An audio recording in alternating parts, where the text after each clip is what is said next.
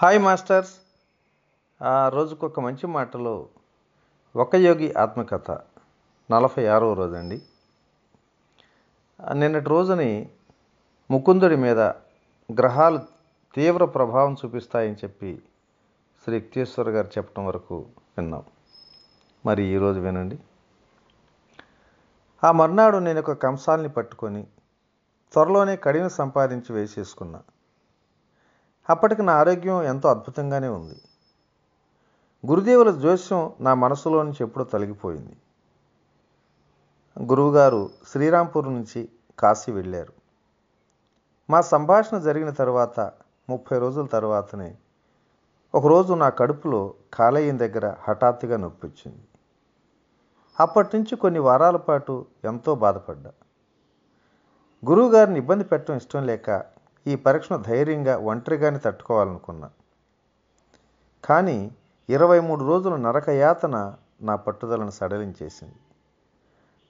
ఇంకా ఉండలేక కాశీకి రైలు ఎక్కాను.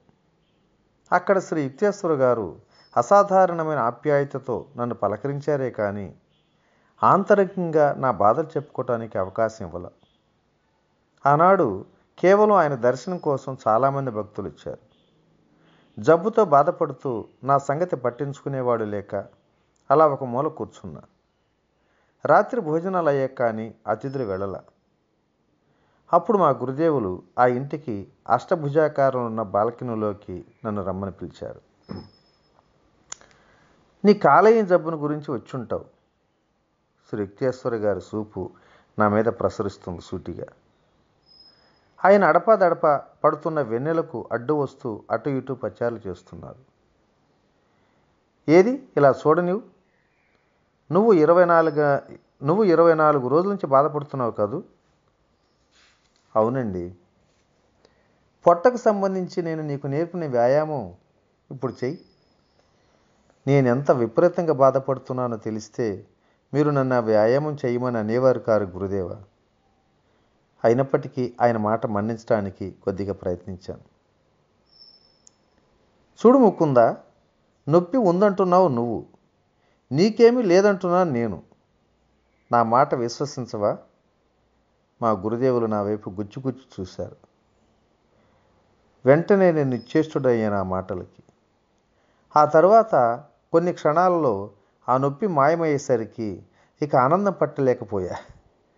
కొన్ని వారాల పాటు దాదాపు కంటికి కునుకు లేకుండా చేసిన ఎడతెగని ఆ బాధ వెంటనే మాయమైందని చెప్పి నాకు అనుభవమైంది.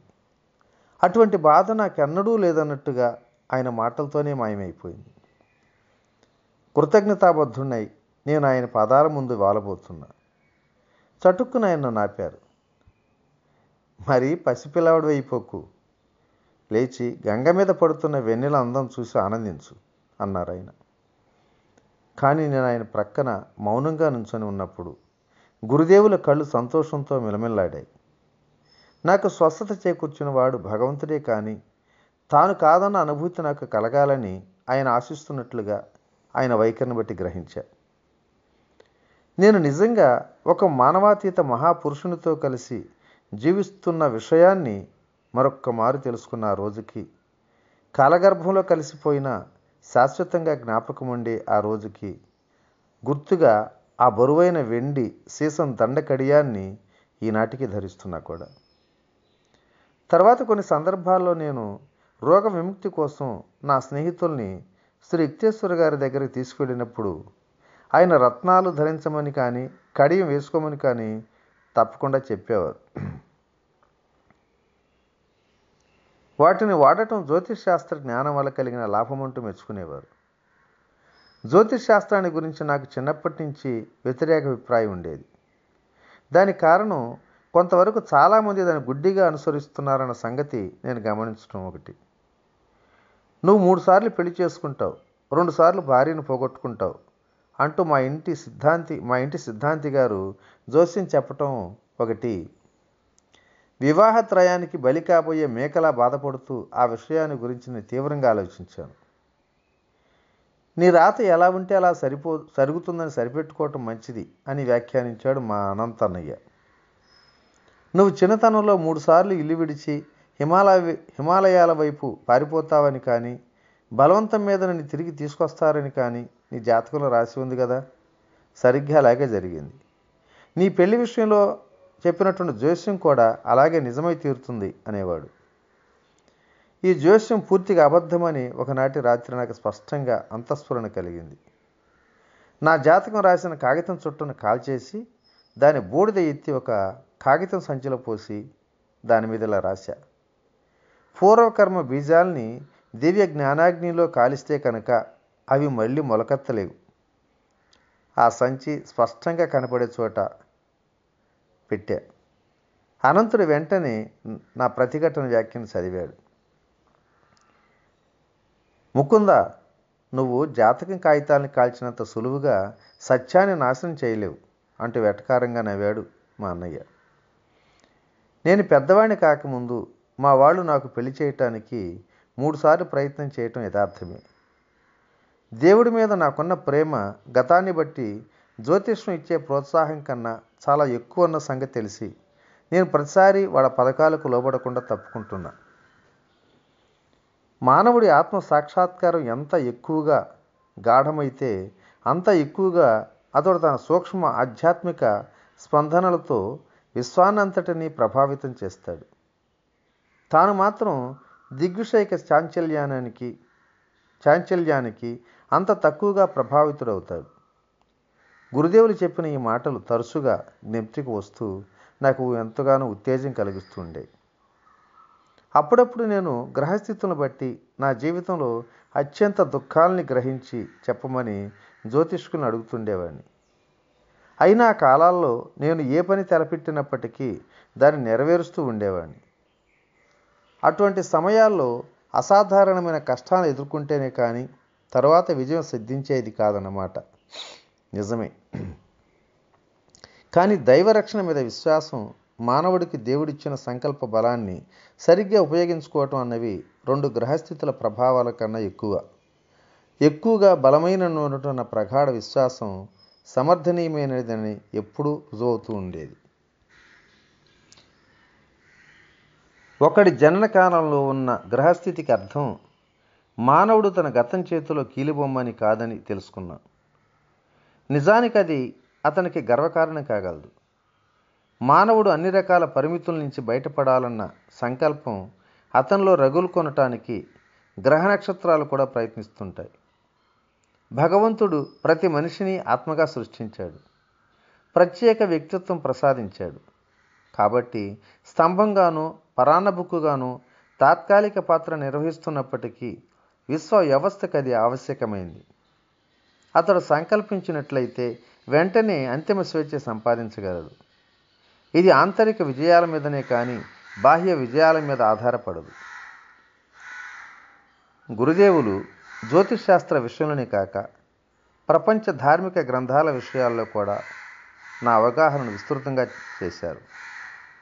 పవిత్ర గ్రంథాలని ఆయన మనస్సు అనే నిర్మల ఫలకం మీద పెట్టి సహజ బోధయుక్తమైన తర్కం అనే శాస్త్రంతో విశ్లేషిస్తూ ఉండేవారు.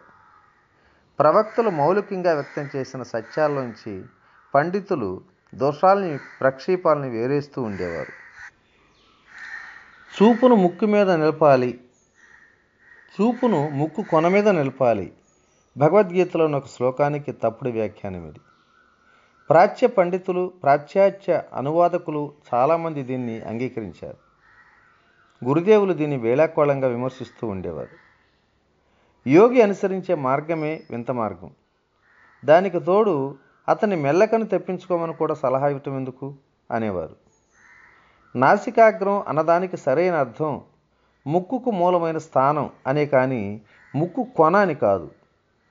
కనుబొమ్మల మధ్య ఆధ్యాత్మిక దృష్టికి స్థానమైన చోట ముక్కు మొదలవుతుంది. సాంఖ్యయోగంలో ఒక సూత్రంలో ఇలా ఉంది: ఈశ్వరా సిద్ధే, అంటే సృష్టికి అధినేత అనుమాన ప్రమాణం చేత కనుక్కోవటానికి వీలైన వాడు కాడు, లేదా ఈశ్వరుని నిరూపించడానికి ప్రమాణం లేదు. ముఖ్యంగా ఈ సూత్రం మీద ఆధారపడి చాలామంది విద్వాంసులు దర్శన శాస్త్రాన్ని అంతటినీ కూడా నాస్తికవాదం అనేస్తున్నారు. ఈ శ్లోకంలో నాస్తిక గుణం లేదు అని వివరించారు శ్రీ యుక్తేశ్వర గారు. అందులో సూచించేదల్లా తుది నిర్ణయాలన్నింటికీ ఇంద్రియ జ్ఞానం మీద ఆధారపడి ఉండే అజ్ఞానానికి ఈశ్వరుని నిరూపించే ప్రమాణం అజ్ఞాతంగానే ఉంటుందని, కాబట్టి దానికి అస్తిత్వం లేదని అచంచల అంతర్దృష్టి గల నిజమైన సాంఖ్య దర్శనీయులు ఈశ్వరుడు ఉన్నాడని తెలుసుకోవటానికి వీలైన వాడని కూడా గ్రహిస్తూ ఉంటారు. మా గురుదేవులు క్రైస్తవుల బైబిల్ను చక్కని స్పష్టత వ్యాఖ్యానించేవారు.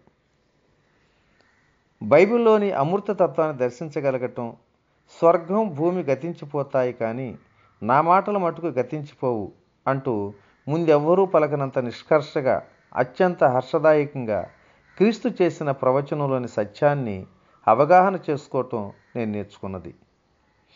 క్రైస్తవ మత సభ్యత్వంతో ప్రమేయం లేని మా హైందవ గురుదేవుల దగ్గర మాత్రమే మరి ఉందని చెప్పి నేను గమనించుకున్నా.